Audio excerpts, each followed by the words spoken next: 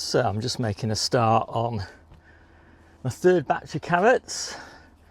Got my first batch there and at the end there.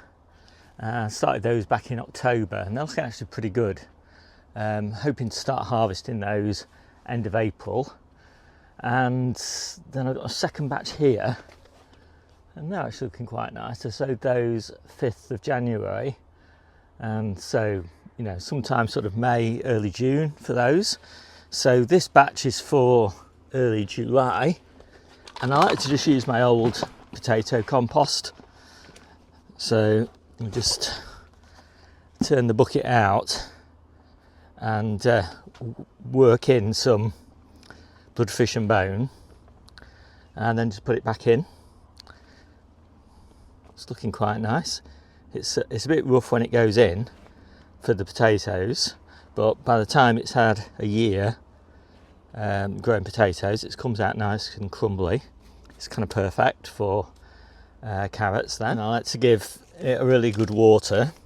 Obviously the compost's pretty damp because it's been outside and it's pretty much weed free at this point, and I'm using Mole's seeds, sugar snacks, for this early-ish sowing, and that's the same as I did in those 2 containers there. So I know I did a germination test basically back in January, so I'm pretty confident.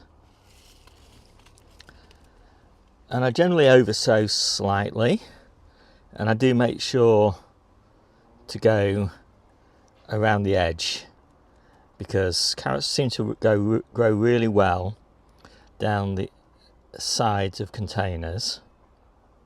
I don't know why that do. So you don't want to waste that space. I tend to oversow, so I put about twice as many seeds in as I'm expecting to need because I don't mind thinning them out when they're in these small containers. I try not to thin too much out when I do my main crop sowings in the ground, but these early sowings in containers, yeah, it's only a few minutes work to thin them out. It's really easy.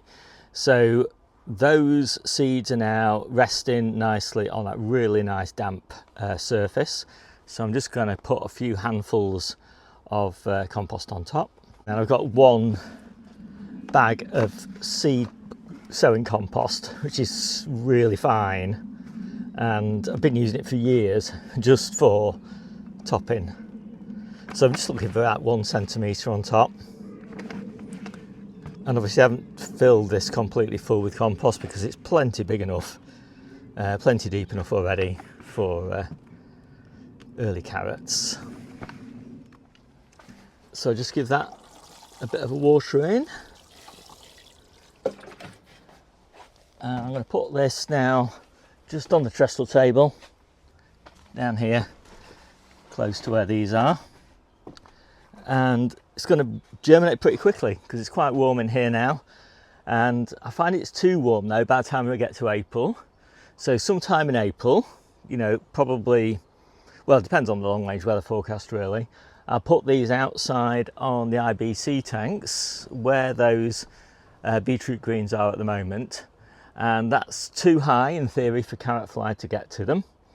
And yeah, so stay there until they're harvested in, say, sort of late June, July sort of time. And I've got quite a few carrots actually still on the go. Certainly enough to last me all the way through March and April, maybe even into early May.